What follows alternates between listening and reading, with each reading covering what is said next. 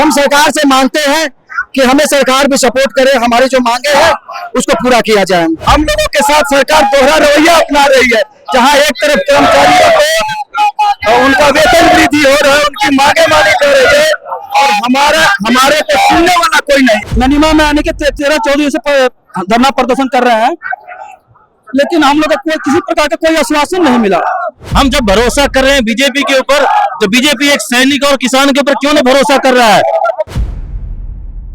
नमस्कार, मैं सिबर, आप देख रहे हैं आर्यन खबर। देखिए, हमारी मौजूदगी है जो बीजेपी कार्यालय के पास है, और प्रदेश का बीजेपी के कार्यालय के पास डायल 112 की जो वाहन चालक, जो ड्राइवर है, वो पहुंच चुका है। हालांकि ये इनका जो आंदोलन था वो पटना के गर्दनी बाग में चल रहा था। लगातार 13 दिनों से इनका आंदोलन चल रहा था, लेकिन अब ये आंदोलन है जो पटना की सड़कों पर है, और खासकर बीजेपी कार्यालय के पास के आके सैकड़ों की संख्या में जो डायल 112 के जो चालक है, उन्होंने इसका घेराव किया है बीजेपी कार्यालय के पास। आपको बता सकते हैं, देख सकते हैं आप बीजेपी कार्यालय के सामने जस्ट बैरिकेडिंग की गई है, लेकिन उस बैरिकेडिंग के बावजूद भी डायल 112 के जो चालक हैं वो अपनी मांग को लेकर बीजेपी कार्यालय पहुंचे हैं। क्या कुछ मांग है इनकी, और किस तरीके से जहां ये जो इनका आंदोलन था, डायल 112 के जो ड्राइवर थे, इनका आंदोलन जो था वो पटना के गर्दनी बाग में लगातार चल रहा था, लेकिन अब ये आंदोलन है जो बीजेपी कार्यालय पहुंच गया। क्या कहिएगा, आप लोग बीजेपी कार्यालय पहुंच गए गर्दनी बाग से।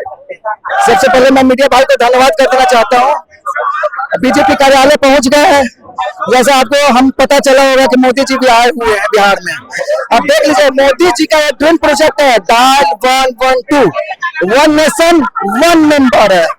तो कृपया समझ सकते हैं कि बिहार के अंदर क्या स्थिति है डायल 112 की, भूतपूर्व सैनिकों की है। हमें सरकार से मांगे हैं समान काम समान वेतन दिया जाए। हमें सरकार से मांगे हैं हमें वेतन दिया जाए।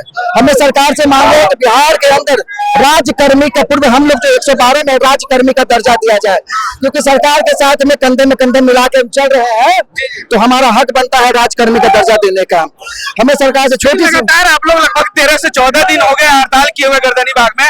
अब क्या ऐसी जरूरत पड़ी कि आपकी आवाज नहीं सरकार सुन रही थी, या अब अपनी आवाज बुलंद करने के लिए बीजेपी कार्यालय पहुंचे? सर, पता नहीं, सरकार के कान पे जू तक नहीं रेंग रही है। हमने शांतिपूर्वक प्रदर्शन किया है। कभी भी अभी आपने देखा होगा उग्र प्रदर्शन हुआ, हर जगह हुआ है, लेकिन हम लोगों ने ऐसा कुछ भी कदम नहीं हुआ है। प्रशासन भी हमें सपोर्ट कर रही है, हम भी प्रशासन का सपोर्ट कर रहे हैं। तो हम सरकार से मांगते हैं कि हमें सरकार भी सपोर्ट करे, हमारी जो मांगे हैं उसको पूरा किया जाए। अच्छा, लगता है कि इस तरीके से जब बीजेपी का घेराव कीजिएगा तो आपकी आवाज सरकार सुनेगी। जैसा कि आपने कहा कि प्रधानमंत्री मोदी आए हैं, तो क्या ये कारण हो सकता है कि अपनी आवाज बुलंद करने के लिए? ये आपके माध्यम से जरूर पहुंचेगा। सरकार को हर चीज पता है, हर एक चीज का पता होता है, क्या हो रहा है राज्य के अंदर, क्या हो रहा है नहीं हो रहा है, तो ये पता होगा उनको भी पता होता है, लेकिन अनसुना करती है। अनसुना कर देते हैं। हम लोग के साथ अनसुना किया जाता है। हम लोगों के साथ सरकार दोहरा रवैया अपना रही है, जहाँ एक तरफ कर्मचारियों को उनका वेतन वृद्धि हो रहा है, उनकी मांगे मानी जा रही है, और हमारे को सुनने वाला कोई नहीं। आज 15 दिनों से हम लोग बैठे हुए हैं धरने पे, कोई हमारी सुधी तक लेने नहीं आया। ये सरकार का दोहरा रवैया और दोहरा चरित्र है, जो आज तक हम लोगों को कोई सुनने वाला नहीं आया। लेकिन लगता है इस तरीके से आपकी मांग। आप आर्यन न्यूज को देखने वाले मीडिया भाइयों को सबसे धन्यवाद करते हैं। हमारे कहना है माननीय नीतीश कुमार सरकार से कि हम करें राज्य और देश की रक्षा, कौन करेगा हमारी सुरक्षा।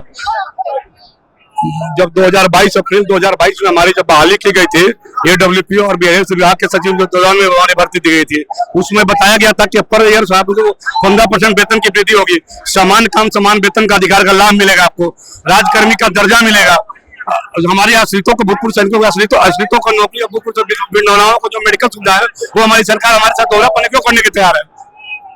कि इस तरीके से मिलेगा, क्योंकि आप लोग इतनी संख्या में आए बीजेपी कार्यालय का घेराव कर रहे हैं, तो घेराव करने से आपकी मांगे सुन सके? सर, हम लोग ननीमा में आने के 13-14 से धरना प्रदर्शन कर रहे हैं, लेकिन हम लोग को किसी प्रकार का कोई आश्वासन नहीं मिला।